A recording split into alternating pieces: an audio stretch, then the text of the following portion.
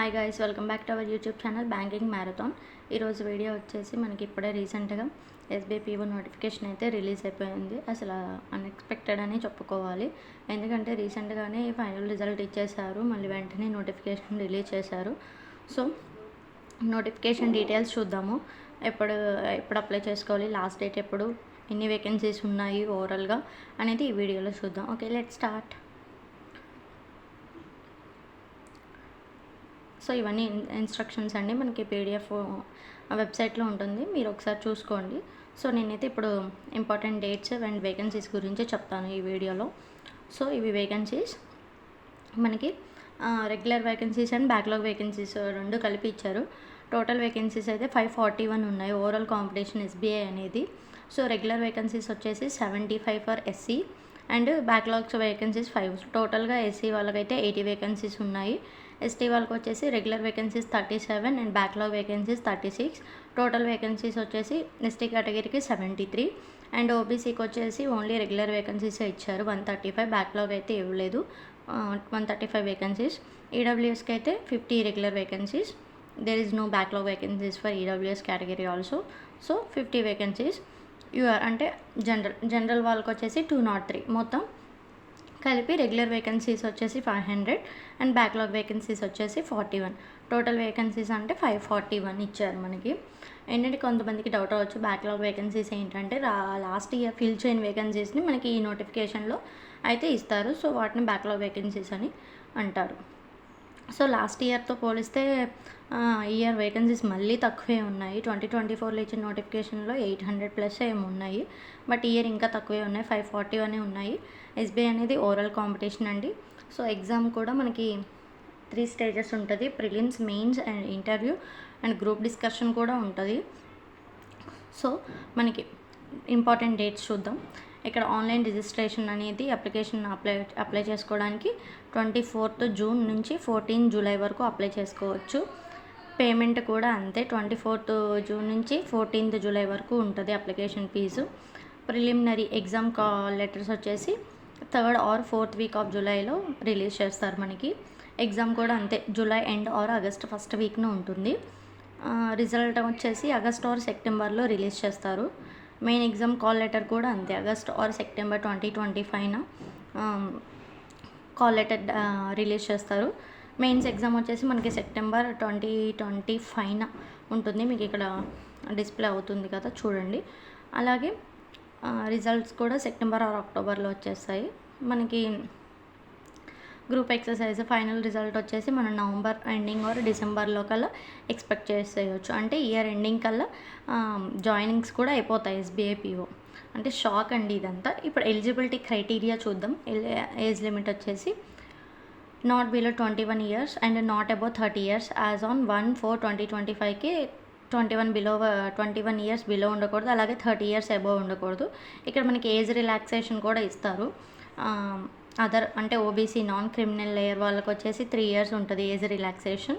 అలాగే schedule caste and schedule tribe SC ST వాళ్ళకి వచ్చేసి 5 years ఉంటుంది.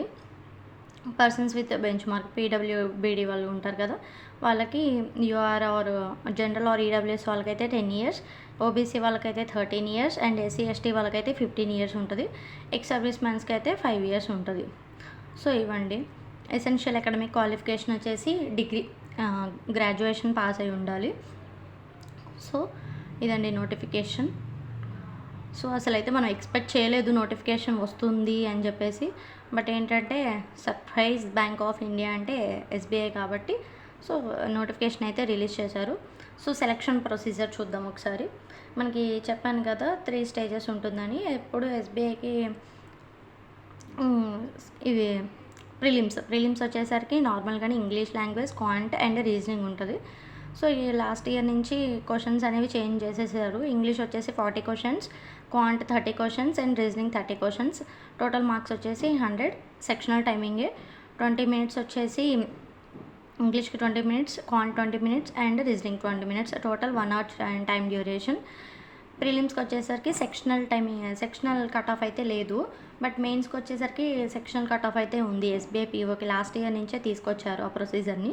సో చూడండి, ఇక్కడ there will be no sectional cut off in preliminary examinations. ఓకేనా. 10 టైమ్స్ తీసుకుంటారు. మెయిన్స్కి ప్రిలిమ్స్ క్వాలిఫై అయిన వాళ్ళని 10 టైమ్స్ని మెయిన్స్కి తీసుకుంటారు.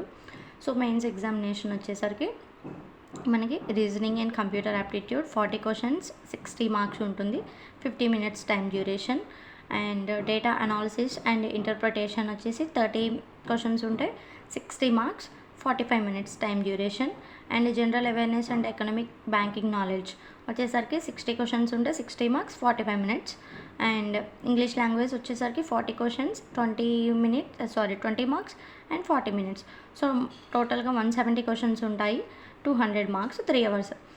డిస్క్రిప్టివ్ కూడా ఉంటుంది. ఐబీపీఎస్కి ఎలా ఉంటుంది, ఎస్బీఐ కూడా డిస్క్రిప్ట్ అలానే ఉంటుంది. బట్ ఏంటంటే ఐబీపీఎస్కి మనం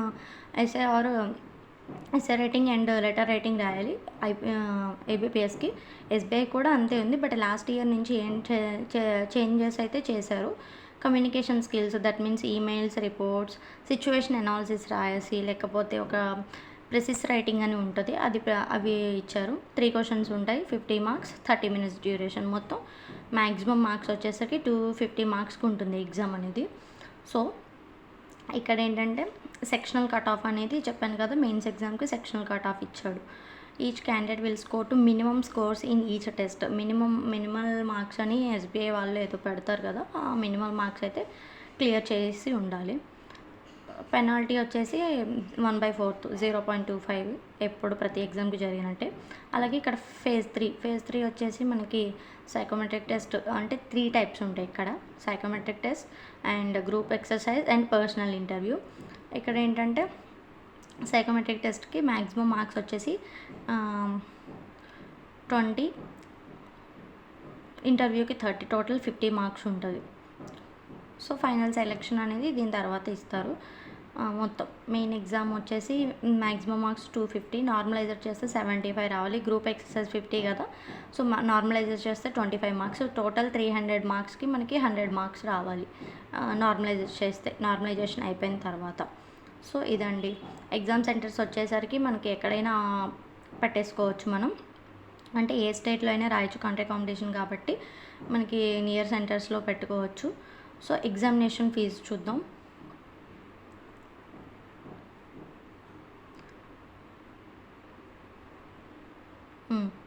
సో అప్లికేషన్ ఫీజు వచ్చేసి 750 for unreserved EWS and OBC category వాళ్ళకి 750 రూపీస్.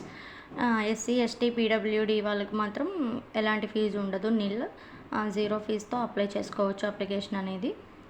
సో అదండి అప్లికేషన్. నేను ఒక వీడియో చేస్తాను ఎలా అప్లై చేసుకోవాలి అలా ఏంటి అనేది డీటెయిల్గా ఒక వీడియో అయితే మన ఛానల్లో అప్లోడ్ చేస్తాను. సో ఇదండి ఫుల్ నోటిఫికేషన్ అయితే. ఏమైనా డౌట్ ఉంటే కామెంట్ చేయండి. సో ఇవి ఎగ్జామినేషన్ సెంటర్స్ మనకి మెయిన్ ఆంధ్రప్రదేశ్ చూసుకుంటే ఏలూరు, గుంటూరు, విజయవాడ, కడప, కాకినాడ, కర్నూలు, ఒంగోలు, రాజమండ్రి, శ్రీకాకుళం, తిరుపతి, విశాఖపట్నం, విజయనగరం ఇచ్చారు ప్రిలిమ్స్కి. మెయిన్స్కి వచ్చేసరికి గుంటూరు ఆర్ విజయవాడ, కర్నూలు, విశాఖపట్నం.